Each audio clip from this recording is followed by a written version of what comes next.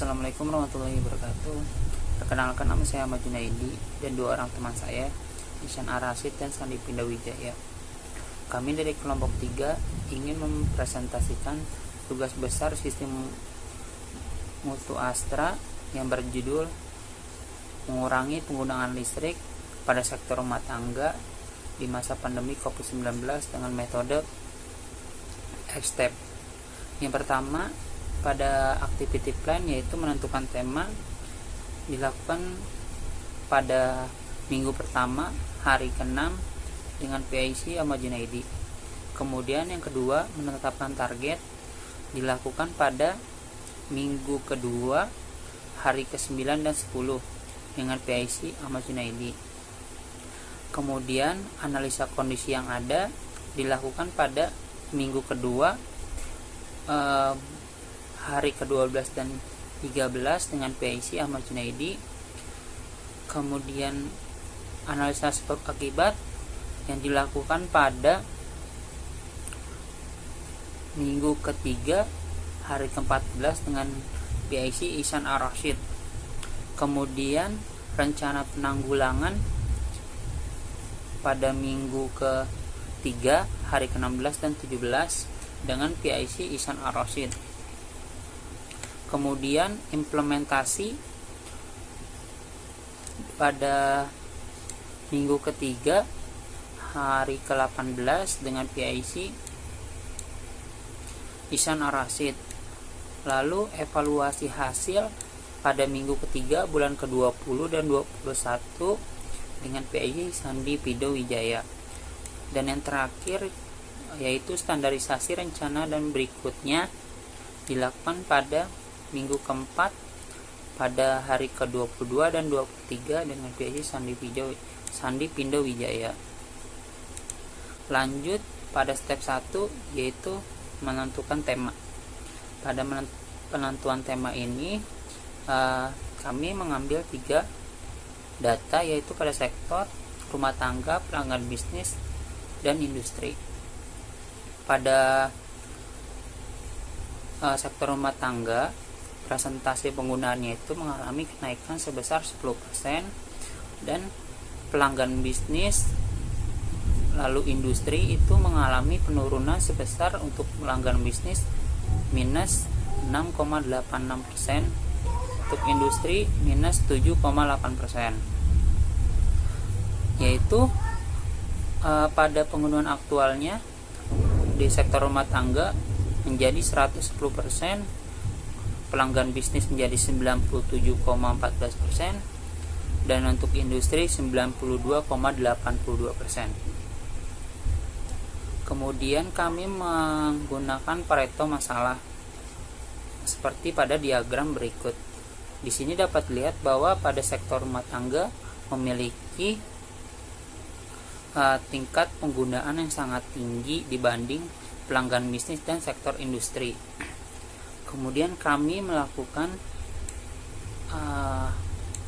penanggulangan dengan mencari faktor-faktor penyebab kenaikan konsumsi listrik di sektor rumah tangga. Pada faktor yang pertama yaitu dari metode, masalahnya itu masyarakat bekerja di rumah. Kemudian dari faktor manusia, penggunaan AC yang terus menerus, pompa air yang terus menerus, penggunaan kulkas tidak sesuai kebutuhan, lalu penggunaan rice cooker yang terus menerus. Pada faktor dari mesin yaitu pertama penggunaan komputer yang lebih boros dari laptop, lalu penggunaan TV tabung yang lebih boros dari TV LED. Data temuan dari semua kasus ini yaitu kenaikan data penggunaan sebanyak 10% pada area rumah tangga dengan waktu Januari sampai Juli 2020. Kemudian kami menetapkan target yaitu pada tahun Januari sampai Juli 2020 penggunaan listrik itu mengalami kenaikan sebesar 10%. Kemudian kami menargetkan pada Desember 2020 sampai Desember 2021 itu mengalami penurunan sebesar 5%. Alasannya kenapa kami menargetkan seperti ini yaitu berdasarkan teori SMART, yang dimana dari spesifiknya kami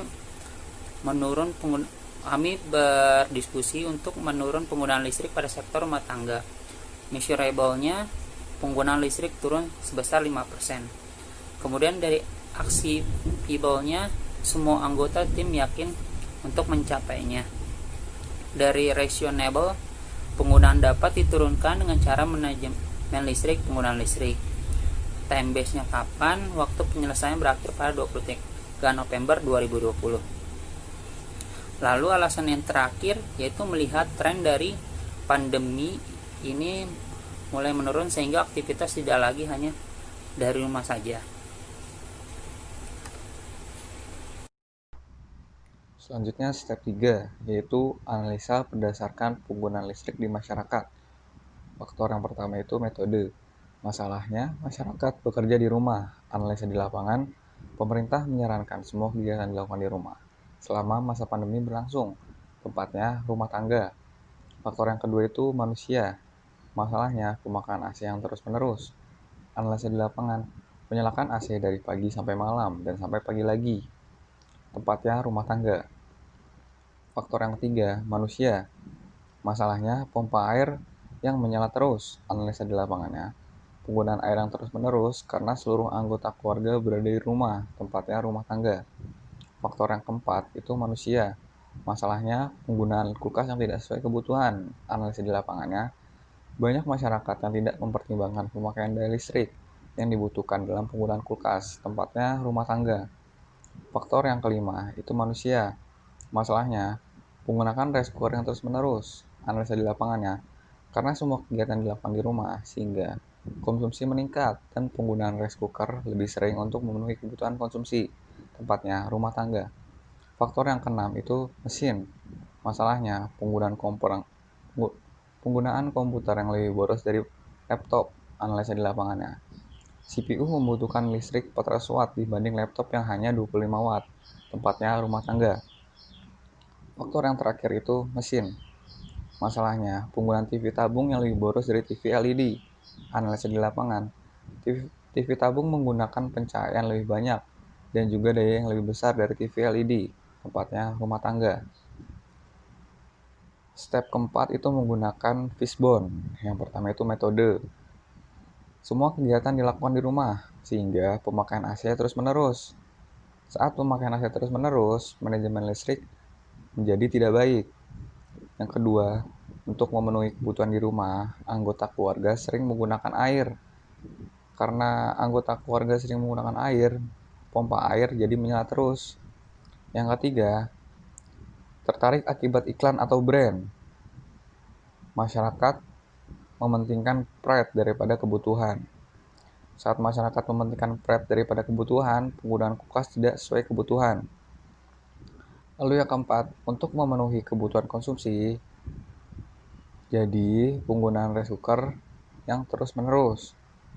Lalu metode yang kelima, efek dari pandemi COVID-19, masyarakat menjadi bekerja di rumah. Yang keenam, dana untuk membeli laptop tidak ada. Saat dana untuk membeli laptop tidak ada, masyarakat jadi tidak mempunyai laptop. Saat masyarakat tidak mempunyai laptop, penggunaan komputer menjadi lebih boros dari laptop karena masyarakat menggunakan komputer.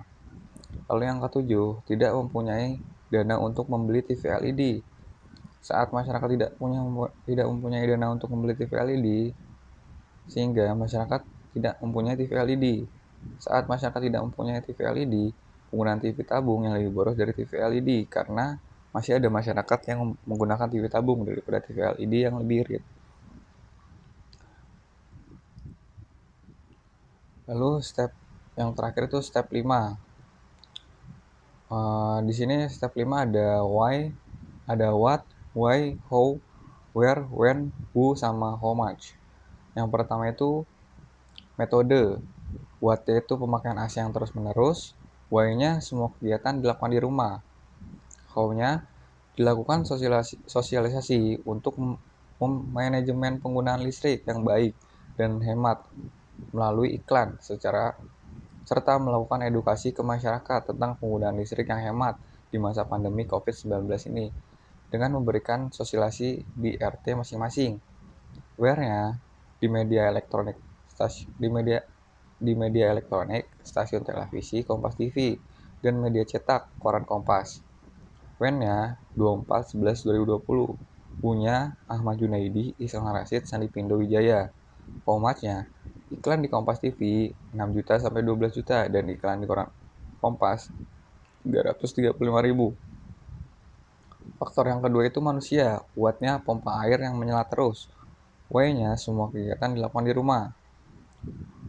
Lalu yang ketiga itu faktor manusia, kuatnya penggunaan restoran terus-menerus. Why-nya semua kegiatan dilakukan di rumah. How, where, when, who, sama how much-nya masih sama. Yang keempat itu faktor manusia, kuatnya masyarakat bekerja di rumah. Yang kelima itu faktor manusia, penggunaan TV tabung yang lebih boros dari TV LED. Why-nya tidak mempunyai TV LED. Faktor yang keenam itu mesin, kuatnya penggunaan komputer yang lebih boros dari laptop. Why-nya tidak mempunyai laptop. Faktor yang terakhir itu mesin, kuatnya penggunaan kuas tidak sesuai kebutuhan. Why-nya masyarakat mementingkan pride daripada kebutuhan. How, where, when, who, sama how much-nya itu semuanya sama. Sekian dari saya. Terima kasih. Dilanjutkan step 6 oleh Bapak Sandi Pindo Wijaya. Baik, terima kasih. Di sini saya akan melanjutkan presentasi dari teman saya. Kemudian ini ada step yang keenam, yaitu pelaksanaan penanggulangan. Dengan membuat iklan di media elektronik dan media cetak, serta memberikan edukasi ke masyarakat tentang penggunaan listrik yang hemat di masa pandemi COVID-19 ini, dengan cara memberikan sosialisasi di RT masing-masing. Materi-materi yang akan disampaikan pada edukasi ke masyarakat tentang penggunaan listrik yang hemat itu berupa yang pertama, yaitu manfaat listrik prabayar. Tips hemat listrik yang paling efektif adalah beralih ke listrik prabayar. Karena apa? Tidak perlu khawatir pemakaian berlebihan, kamu bisa mengatur dan menentukan seberapa besar pengeluaran listrik yang sesuai dengan kantongmu. Yang kedua, yaitu gunakan lampu LED. Lampu jenis ini memang harganya lebih mahal dibanding lampu biasa. Akan tetapi, LED memiliki segudang keunggulan seperti hemat energi, lebih terang, tidak panas, dan daya pakainya pun lebih panjang. Yang ketiga yaitu menggunakan AC hemat listrik. Memilih AC dengan daya yang hemat listrik dan menyesuaikan kebutuhan AC dengan mempertimbangkan ruangan yang digunakan. Yang keempat yaitu memanfaatkan ventilasi udara yang ada di setiap rumah untuk memberikan kesejukan rumah dan pergantian angin atau pergantian udara yang masuk ke dalam rumah. Yang kelima yaitu cabut steker kabel jika tidak diperlukan. Sebab steker yang tercolok itu dapat mengonsumsi listrik meskipun tidak tersambung ke perangkat lain seperti televisi, HP, laptop, dan lain sebagainya. Yang keenam yaitu matikan alat elektronik di malam hari. Dengan cara mematikan lampu sebelum tidur seperti mengatur mode sleep pada AC agar ketika malam hari AC akan menyesuaikan suhu dengan suhu ruangan. Yang ketujuh yaitu hindari penggunaan mesin. Penggunaan mesin yang berlebihan yaitu dapat mengakibatkan listrik semakin meningkat penggunaannya. Cukup jemur pakaian di tali jemuran pada siang hari dan baju-bajumu akan kering total dalam waktu 1-2 jam. Yaitu yang ke-8 yaitu gunakan TV dan monitor LED. Televisi dan monitor LED terbukti lebih hemat listrik dibanding layar yang memiliki blok belakang atau televisi tabung. Kemudian gunakan laptop bukan komputer desktop. Kenapa? Karena dengan kita menggunakan laptop ini listrik yang digunakan itu lebih sedikit karena laptop sendiri tidak terus-menerus tercolok ke dalam listrik atau disambungkan ke dalam listrik agar dapat menyala seperti desktop. Baik, selanjutnya ini ada yang ke-10 yaitu gunakan air panas saat masak nasi dengan rice cooker. Tips hemat listrik rice cooker berikutnya adalah dengan menggunakan air panas saat memasak nasi dengan rice cooker. Selain menghemat listrik, proses memasak nasi pun juga lebih singkat karena air yang digunakan itu air panas. Yang ke-11 yaitu gunakan alat elektronik sesuai kebutuhan dan kapasitasnya. Menggunakan alat elektronik sesuai kebutuhan dan kapasitas adalah kunci dalam menghemat energi listrik. Ke-12 yaitu perbanyak tanaman. Keberadaan tanaman hijau yang akan membuat lingkungan di sekitarmu lebih segar dan sejuk. Dengan adanya tanaman ini, sirkulasi udara yang ada di rumah dan lingkungan itu akan terus berganti, yang akan difiltrasi dari dalam rumah keluar dan dari luar rumah ke dalam rumah. Yang ke-13 yaitu gunakan tirai untuk menahan panas. Ke-14 yaitu sumber daya energi alternatif dengan memanfaatkan panel sel surya. Berikutnya ini ada tahapan pembuatan iklan di televisi. Yaitu yang pertama yaitu terbentuknya tim kreatif. Kenapa kita perlu tim kreatif ini? Tim kreatif ini berfungsi untuk memunculkan sebuah ide-ide atau gagasan yang nantinya akan kita kembangkan untuk dapat diciptakan sebuah iklan yang dapat diterima oleh masyarakat. Setelah kita menyusun tim kreatif ini sendiri, ditemukan sebuah ide, yaitu dilanjutkan dengan konsep mau seperti apa. Konsepnya itu mau seperti apa? Apakah konsepnya ini dapat diterima oleh kalangan umur yang bawah dan untuk kalangan umur yang sudah tua. Seperti itu. Kemudian selanjutnya itu ada sinopsis. Sinopsis ini yaitu merupakan bentuk ringkasan yang berisi tentang garis besar cerita, puncak-puncak kejadiannya dalam sebuah iklan tersebut. Sinopsis untuk iklan televisi ada beberapa hal yang harus termuat seperti cerita, keinginan, dan tujuan dari cerita tersebut. Setelah cara penanggulangannya seperti apa. Kemudian setelah kita mendapatkan sebuah sinopsis, lanjut kita menuju ke storyline. Storyline ini apa sih? Storyline adalah pengembangan jalan cerita dari sebuah sinopsis itu sendiri, yang di dalamnya berisi plot secara detail tetapi cukup padat. Tujuan dari pembuatan storyline adalah membuat sketsa dari penataan konstruksi dramatik. Dalam bentuk sketsa ini, kita dengan mudah dapat memindah-mindahkan letak urutan peristiwa agar benar-benar tepat. Pembuatan storyline dapat terdiri dari beberapa sequence atau babak. Masing-masing sequence memuat satu kesatuan peristiwa, bahkan dapat juga hingga pada penjelasan per second. Di sini yang dipenting adalah alurnya. Kemudian dari storyline ini kita lanjut ke storyboard. Storyboard itu merupakan urutan gambar yang menerangkan detail pengambilan adegan demi adegan. Biasanya adegan diambil seperti format komik. Dalam membuat storyboard tidak ada tuntutan seperti hebat Anda bisa membuat gambar. Namun yang lebih dipentingkan Anda bisa memahami dan menerjemahkan setiap adegan yang ada di dalam iklan tersebut, sehingga adegan yang ada di iklan tersebut dapat tersampaikan ke masyarakat. Baik, berikutnya di sini ada step yang ketujuh yaitu evaluasi hasil. Apabila usulan dilaksanakan akan memberikan penghematan penggunaan listrik sebesar 5% pada sektor rumah tangga yang menjadi penyumbang terbesar konsumsi listrik sebesar 64,74 TWh menjadi 61,76 TWh. Target yang kita capai yaitu sebelum kuisisi, yaitu bulan Januari sampai Juli 2020 itu 10%. Kemudian setelah terjadinya kuisisi yaitu bulan Desember 2020 sampai Desember 2021 turun sebesar 5%.